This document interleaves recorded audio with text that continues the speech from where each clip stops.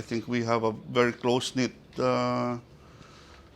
family ties. Yeah, I definitely like the Filipino way. That's why I came back. I mean, I could not live in America. I would never call America home. Filipinos are close to their families, but it's not quite as simple as they make it seem like in cinema. All people are close to their families. And I would like to speak up against that. I mean, I lived in Singapore, and the Singaporeans are worse than us. They are so bloody clan. No, I think that's a human thing. I do not now want to ascribe that to Filipineness. Ang araw ng katwiran na sumisikat sa silanganan. Itinuturo.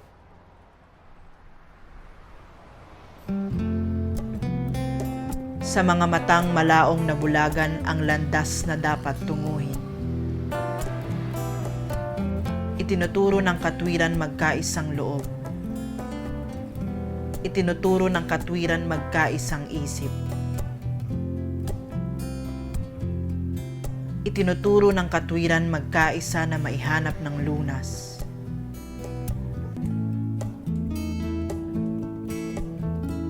Panahon na lumitaw ang liwanag. Panahon na lumitaw ang liwanag. Hello, I'm Bob Aves. I'm a Philippine jazz artist. Charles Fournier, musician and sound artist. I'm Bogie. I'm a visual artist. I like to sculpt. I like to paint. I like to do performance.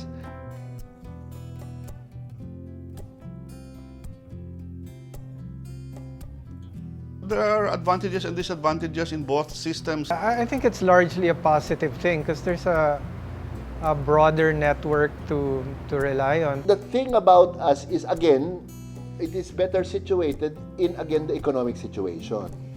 Because nga madaming agricultural na, it's forced. We have family support for the rest of our lives. We count on them. Well, there's family politics, there's hurt feelings that are unspoken. The more industrialized we become, siyempre nag-iiba yung relasyon.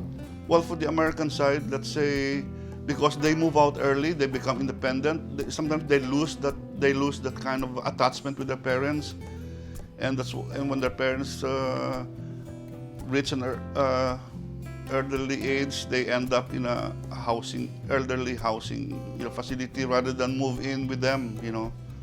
That will never happen here. I've been spared from that, but from other families I'm aware of, it can be fairly damaging, yung politics and relationships. That what I would criticize is if that members of the family are not taught to be self-sufficient. That's, I think, where there's a problem. When there are several members of the family that don't like to perform to their optimum and therefore burden their siblings, which I think is unfair. But that's only because that's the way we were all brought up. Parang you take care of yourself, eventually you can take care of your siblings. Yes, we are very close. My parents among themselves are also very close, and that tradition followed through with us. For my generation, we don't talk about feelings. My parents, I don't remember, sitting down and talking about what you feel, and it's kind of more subliminal with us. There were 8 of us siblings, and I'd say that we were pretty close kasi we were forced to stay 4 in a room. So talagang physically and psychologically close kami. Like all siblings, we quarreled violently, but right now, we're really very close. And all of us are in the Philippines. That's interesting. Wala sa amin nag-migrate. There's 6 of us, and I'm the second. Music was appreciated in the family, but I was the only one who pursued it professionally. Yeah, we're a very close family. There's 3 of us. I'm the eldest, I have a sister, and then the youngest is a boy. My parents have always been proud of every one of us and supportive of what we did, but there was always this thing that you can't make money playing music or doing art. So you do that, we'll support you, but you should be thinking about a real career. Ironically, there are, I think, 3 of my siblings are psychologists. I think they studied psychology to figure out what went wrong. Then me, I'm the only one who went into fine arts. Ako lang talaga yung extreme. In fact, I think it was because I always used to occupy the entire house with all my junk. And my siblings were somehow very tolerant. My mom had a very simple rule. She would allow us to be whatever we want. The important thing is we get a degree of that particular field, no? So when I showed interest in music, she encouraged me. I'm not sure I would have really become a musician if my dad didn't buy me my first couple of guitars. So yeah, their support was crucial. This is a phenomenon of parents who are struggling with many children. They don't mind that one of them wanders off somewhere where they're safe. So in my case, I kept wandering off to my grandfather. More importantly, I would watch television with him. And sometimes we would watch art shows and he would start criticizing the work or discussing the work.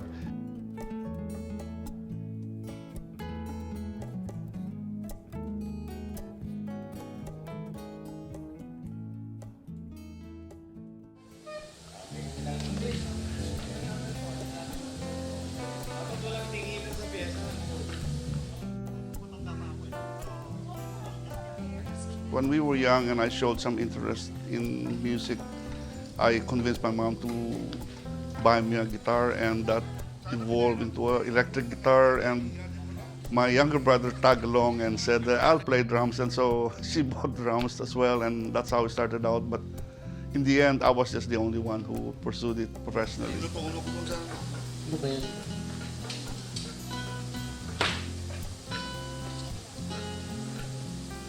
My mom was really very supportive of our musical activities. And she also saw that I was really interested in it. In fact, when we were in high school, I was in a very conservative high school, Don Bosco. I was able to convince the priest that music would be good for the school. I formed a singing group in school. When I graduated, they gave me a medal for introducing music and art in school.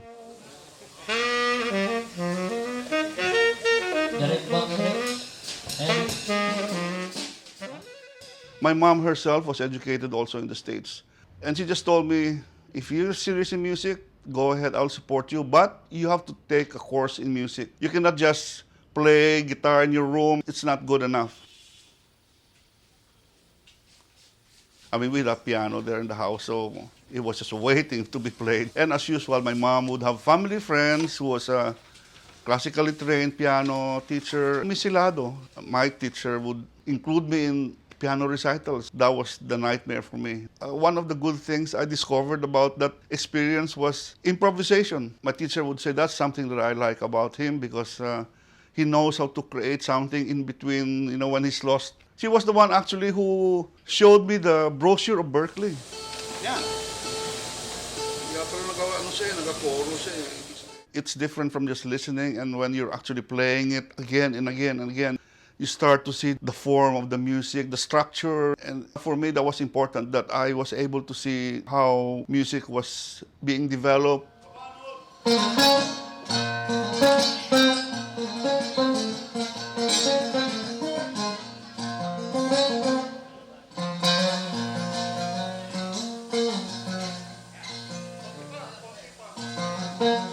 Even when I was in Berklee already, when I was studying jazz there, I knew that this is an American culture. I'm going to learn it. I'm going to understand it. To play this all my life would mean that I'll be playing their culture all my life.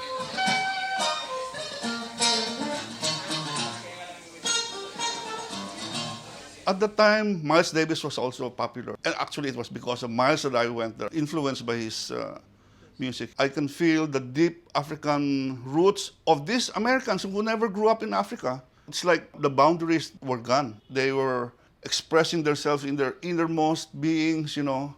And I said, my God, that's the kind of music I want.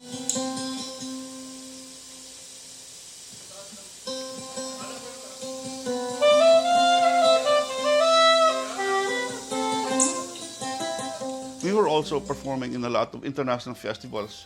International festivals are for creative music, and they expected you to bring Filipino creative music, not American pop cover versions. That whole thing reinforced my goal to create our own music.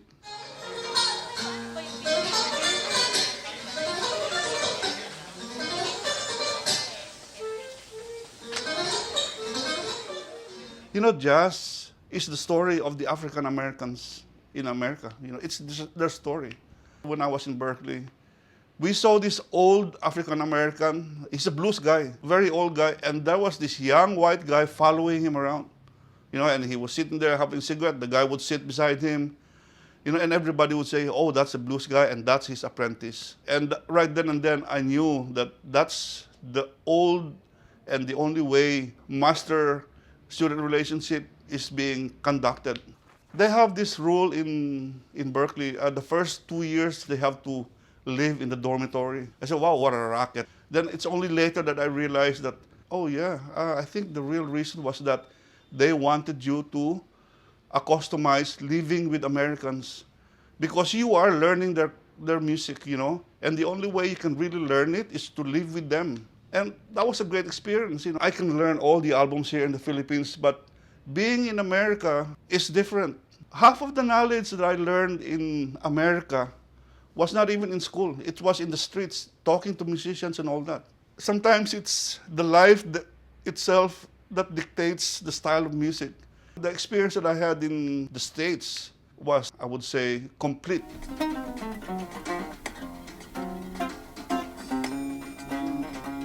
There's no way that any artist would say that he or she had stopped being a student or a teacher. I never stopped learning at all. Every day there's something new to discover about it. I wasn't born with this traditional music. They are also foreign to me, and so my learning process needs to go on. Did I ever mimic jazz? Of course I did. I studied jazz to the very last note as perfectly as possible. It's important to have your idol, because your idol will guide you to, you know, to develop your skills. But of course, we need to stop at one point and then move on to become ourselves. That's the next journey, the next step. A lot of people don't seem to realize that step. So thanks to Juko, and this is where we do the recording aspect, no? These days I don't do the entire production here anymore. I would just do my arrangements in my bedroom, actually. Local heroes. In the two-string lute, we have Sulaiman, national artist, and then our member of our group, Karatuan Kalanduyan. He belongs to a family of musicians in Maguindanao. I studied from a lot of different artists.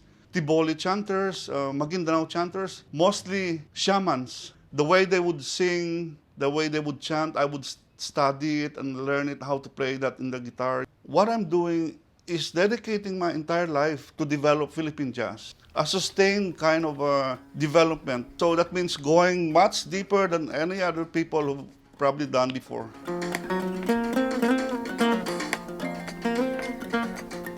We had our world music group back in the 90s and early 2000 with Grace, and we involved 2 Kalinga players and 2 Maguindanao players.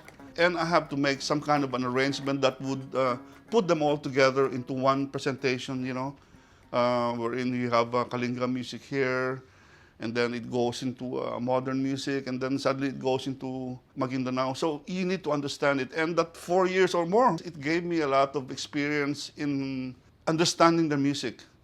I made a point many times whenever we travel that I'm not here to present to you traditional music of the Philippines. I'm not here to present to you jazz of America. I'm here to present to you a new style of music which I've fused together from our most influential musical cultures, which is our American heritage, our Spanish heritage, and our Southeast Asian heritage. Now, that new style of music is what I'm presenting to you. I mean, I know back in our history, they were not exactly inharmonious with each other, but we are now in this present age. We are from Manila. We are urban people. What's our tradition? This is it.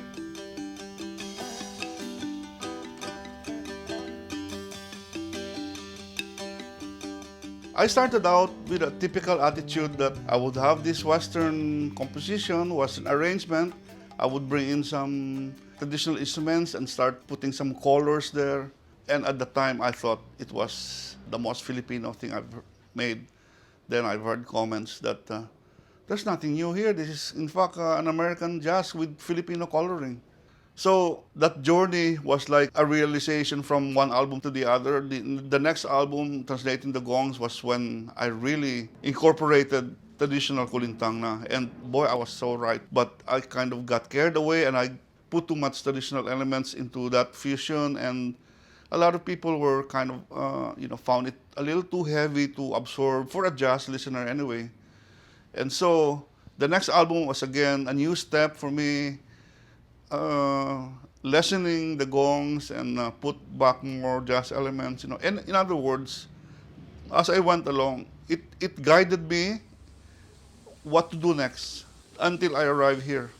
Ladies and gentlemen, the Bob Aves Jazz Group.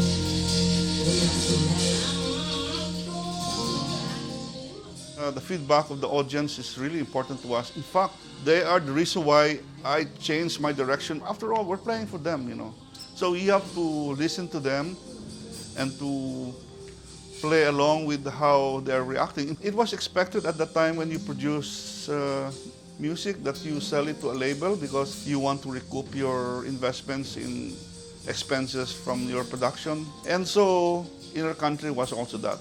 When I started getting deeper into the Philippine style, it was obvious that this was not within the range of acceptance anymore. So I didn't even bother to bring it to them. And that was at the time when we had our own independent label, and that's exactly why we have our own independent label. Of course, the downside is we have to spend everything on our own. But the upside is there's no limit to our creativity. Just unleash all our capabilities in music.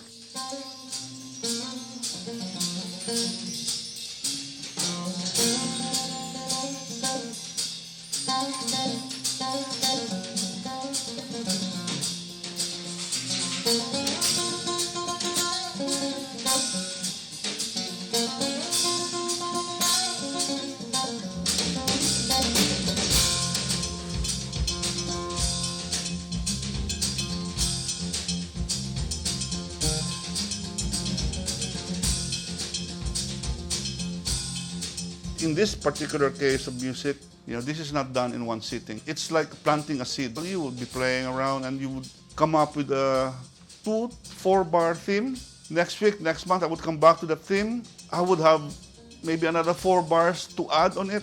And that's how it happens. In about a year, in 2 years, it will evolve into a whole piece already. A lot of these things that I am doing with my piece, I heard it in my head. It's like a feeling, that I can hear the texture.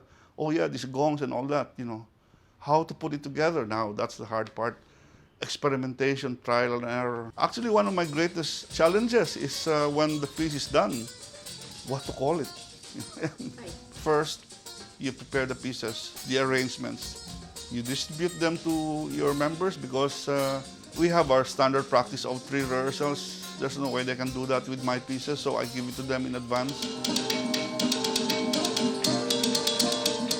When you're backstage, it is already assumed that you're ready for a show. If you're not ready for a show and you're backstage, you have a lot of problems. My music is new. I never expect people to immediately like it the first time they hear it.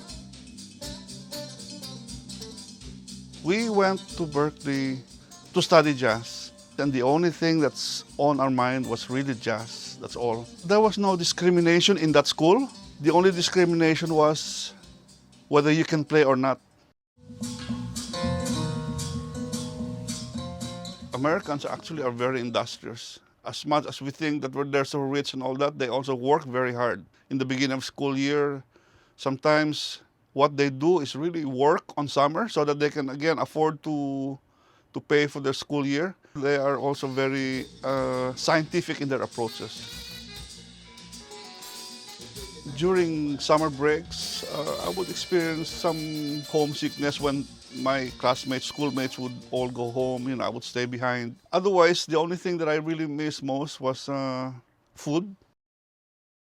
Your mom always concerned about you. She sent me a bottle of adobo, would you believe that? Parts of the chicken full of oil. It kind of looked like a science class, wherein you have a dissected frog or something, And when the Americans saw it, oh my God! When they were freaking out, I was like, oh my mom talaga, why would she do this to me? But when we started eating it, oh my God, Mom, thank you so much.